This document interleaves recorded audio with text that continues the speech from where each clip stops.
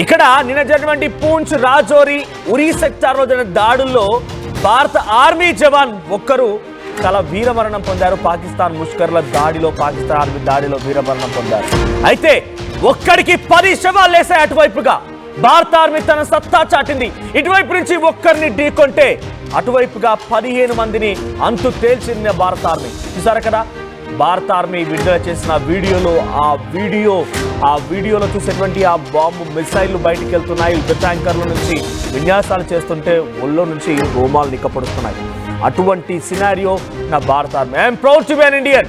So ప్రస్తుతం దినేష్ కుమార్ శర్మ అనేటువంటి ఒక ఇండియన్ ఆర్మీ జవాన్ పూంచ్ రాజౌరి ఉరీ సెక్టార్లో పాకిస్తాన్ బాంబులకి తెరలేపుతుంటే, అక్కడ దాడులకు తెరలేపుతుంటే వీరమరణం పొందాడు ఆ జవాన్. అయితే ఆయన మృతికి గాను 10 మందిని అటువైపున భారత ఆర్మీ పాకిస్తాన్ ఆర్మీని లేపేసింది.